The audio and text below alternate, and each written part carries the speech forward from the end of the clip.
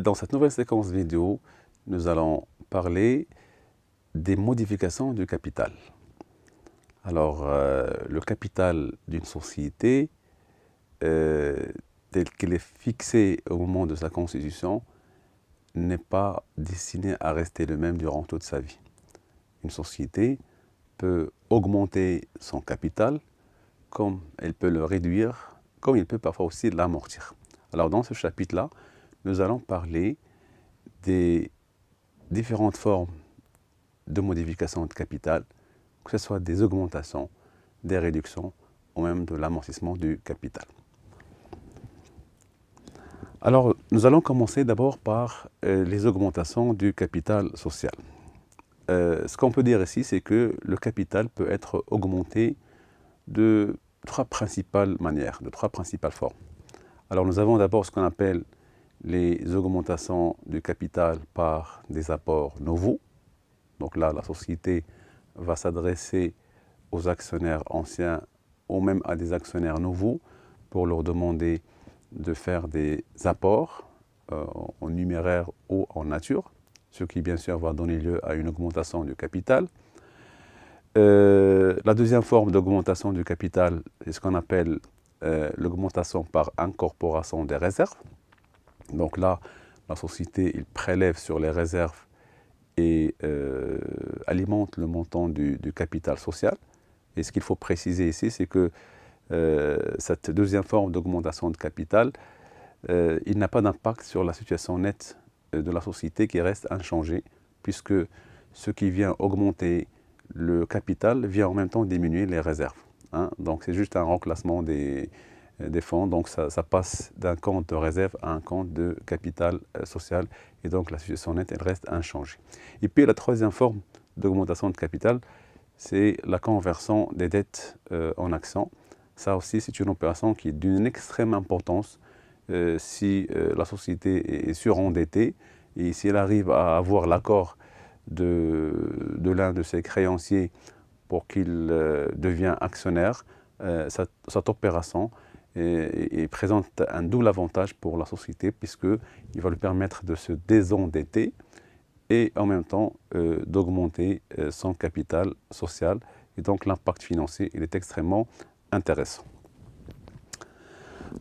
Alors commençons d'abord par la première forme d'augmentation du capital, à savoir l'augmentation par apport nouveau. Ce qu'il faut préciser ici, c'est que quand une société augmente son capital par des apports nouveaux, elle est censée émettre des actions nouvelles, des actions qui vont représenter la contrepartie de cette augmentation du capital. Et ces actions nouvelles, on peut très bien les mettre à la disposition, on peut très bien les émettre pour le compte d'actionnaires nouveaux. Donc une telle opération, il peut très bien se traduire par l'arrivée d'actionnaires nouveaux dans le capital de la société. Et c'est pourquoi il y a un petit problème qui peut se poser, c'est le problème de la protection des actionnaires anciens. Alors, l'arrivée des actionnaires nouveaux, la protection des actionnaires anciens, de quoi il s'agit exactement? C'est très simple. Il y a en fait deux problèmes majeurs contre lesquels il faut protéger les anciens actionnaires. Et ces deux problèmes sont les suivants. D'abord, le premier problème, c'est le problème de la baisse de la valeur réelle de l'action. Donc, autrement dit, il ne faut pas qu'une augmentation de capital se traduise par une chute de la valeur réelle de l'action.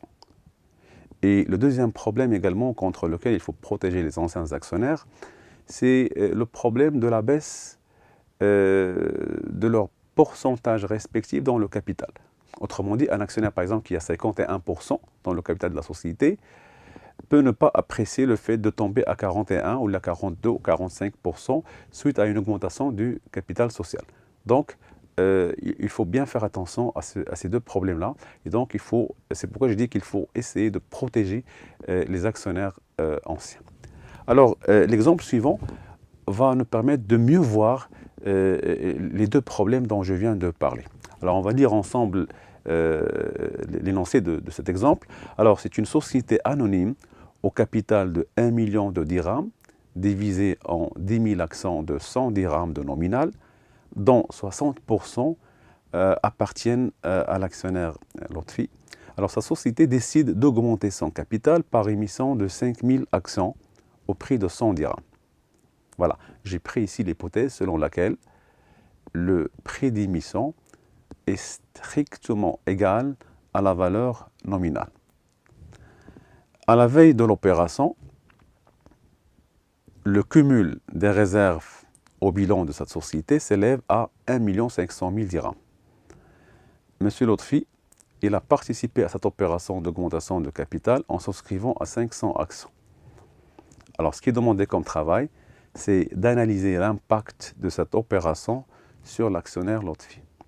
Alors, dans cet exemple-là, j'ai prévu comme élément de réponse un tableau en deux parties, la partie gauche, la partie droite. La partie gauche, je présente les éléments avant l'augmentation de capital, et dans la partie droite, je les présente après augmentation de capital. Alors, l'exemple suivant va nous permettre de voir les deux problèmes dont je viens de parler et contre lesquels il faut protéger les anciens actionnaires.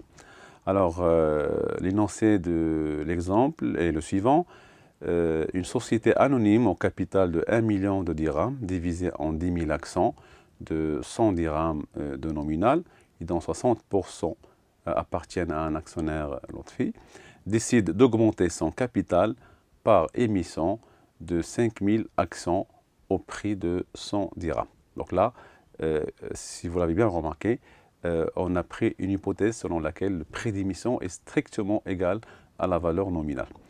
Alors, à la veille de l'opération, le cumul des réserves au bilan de cette société s'élève à 1 500 000 dirhams.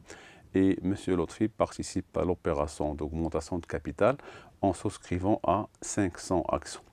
On vous demande ici d'analyser l'impact de cette opération sur cet actionnaire. Alors, comme élément de réponse, j'ai proposé un tableau où il y a deux parties. La partie gauche qui nous présente les choses avant augmentation de capital et la partie droite qui présente ces différents éléments après augmentation du capital social. Alors, avant l'augmentation de capital, qu'est-ce qu'on avait? On avait un capital constitué de 10 000 actions de 100 dirhams, soit un capital de 1 million de dirhams. On avait des réserves cumulées au passif du bilan pour un montant de 1 500 000 dirhams. Et donc, la situation nette, le total des fonds propres, c'est 2 500 000 dirhams, donc le total des deux montants précédents, donc 2 500 000 dirhams, correspondant bien sûr à 10 000 actions.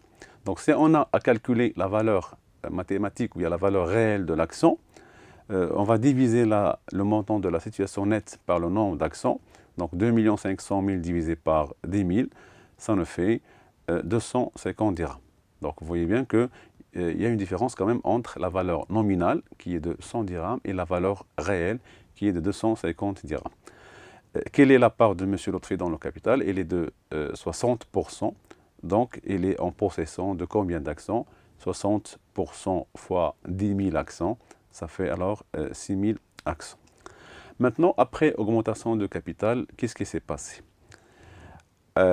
Premier changement, c'est au niveau du montant du capital lui-même. Donc, le capital, il est désormais constitué de 15 000 actions, donc les 10 000 actions initiales plus les 5 000 actions nouvelles, pour la même valeur nominale de 100 dirhams, soit donc 1 500 000 dirhams.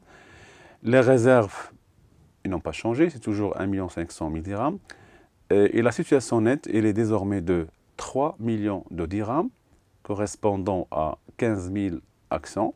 Et donc maintenant, si on recalcule la valeur réelle de l'action, de la même manière d'ailleurs, 3 millions divisé par 15 000 actions, ça nous fait 200 dirhams.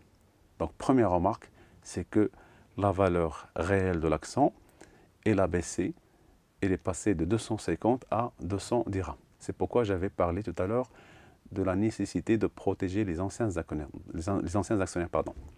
Donc, il faut les protéger contre un problème pareil. Une baisse de la valeur réelle de l'action, ça peut être considéré comme étant préjudiciable pour les actionnaires anciens. Et la part de M. Lotfi, qui n'a souscrit qu'à 500 actions nouvelles, alors il avait déjà 6 000 actions, il a souscrit à 500 actions nouvelles. Ça fait donc désormais 6500 actions par rapport à 15 000 actions qui forment le capital social.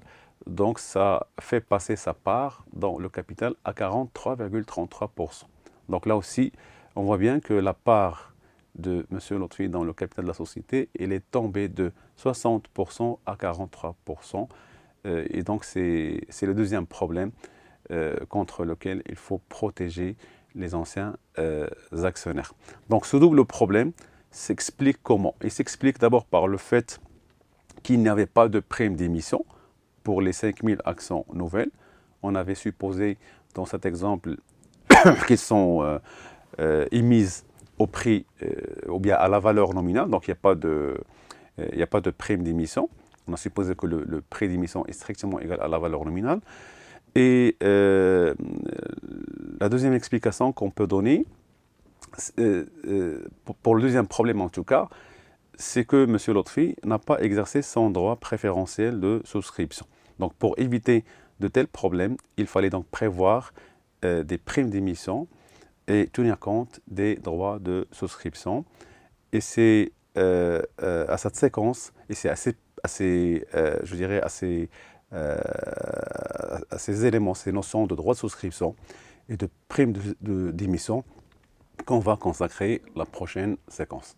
Merci et à bientôt.